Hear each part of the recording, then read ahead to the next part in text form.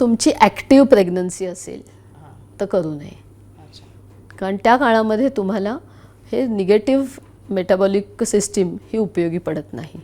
किंवा जसं मी म्हटलं अत्यंत हायली ॲडव्हान्स कॅन्सर आहे, अशा वेळी नाही करायला पाहिजे. मग समजा म्हणजे प्रेग्नन्सीच्या आधी बेरियाट्रिक सर्जरी केली तर तुम्ही मगाशी उल्लेख केला होता तर चालू शकते, म्हणजे प्रेग्नंट राहू शकतात लोक. नक्की.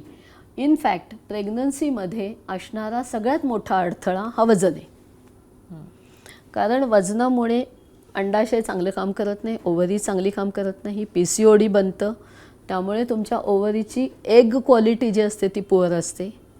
दुसरं, त्याच्या भोवती जे वातावरण आहे तुमच्या बॉडीमध्ये फिरणारं ते सुद्धा इन्फ्लमेटरी असतं, म्हणजे सुजेचं असतं, आणि ते सुद्धा तुमच्या ओव्हरीला किंवा फर्टिलिटीला अडचण आणतं.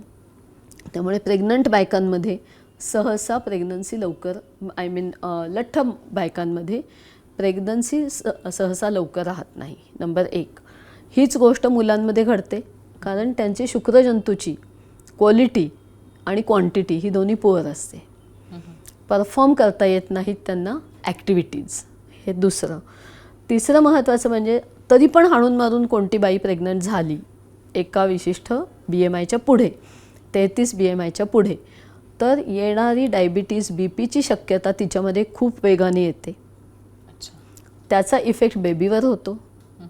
बेबीचं जे भोवतालचं वातावरण आहे, ज्याला आम्ही एपिजेनेटिक्स म्हणतो, की पोटात बाळ असताना आईची तब्येत कशी असणं, त्यावेळेला जर तिला लठ्ठपणा आहे, डायबिटीस आहे, दम लागत आहे, सूज आहे, BP आहे, अशा गोष्टी असतील तर ऑटोमॅटिकली बेबीकडे जाणारे पण हे गोष्टी संक्रमित होतात आणि त्या बाळाला लाँग टर्ममध्ये हे आजार फार लवकर वेगाने लहान वयात येतात.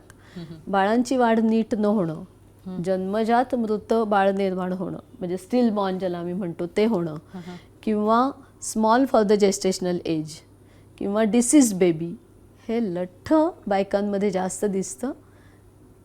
नॉर्मल वजनाच्या किंवा कमी वजनाच्या बायकांमध्ये हे कमी दिसतं.